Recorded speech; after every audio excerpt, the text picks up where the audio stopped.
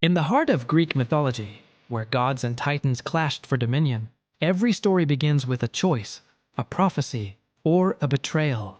This is the tale of Athena's birth, a story that starts not with a god, but with a titaness of profound wisdom.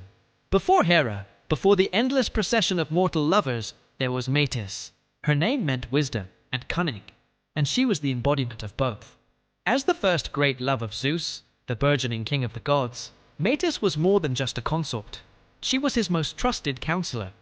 In the tumultuous aftermath of the Titanomachy, the great war against the Titans, it was her strategic mind that helped Zeus secure his throne and bring order to the cosmos.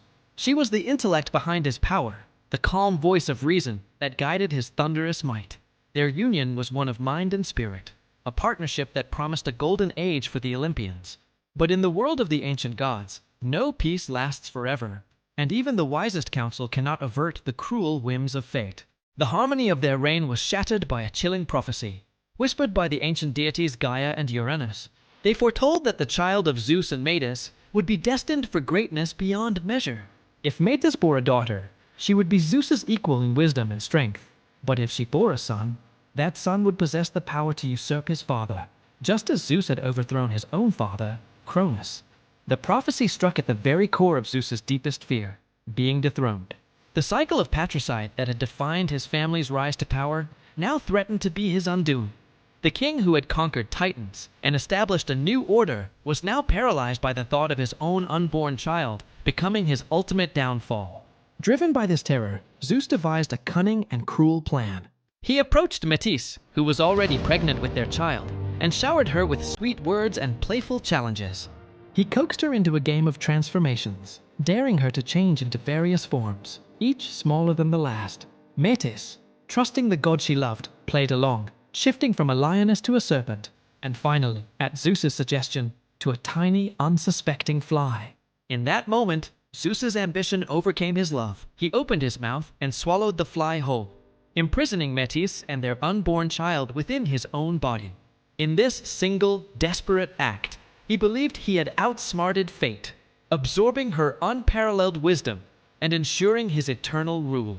For years, the cosmos remained in balance, and Zeus ruled unopposed, the wisdom of Metis now his own.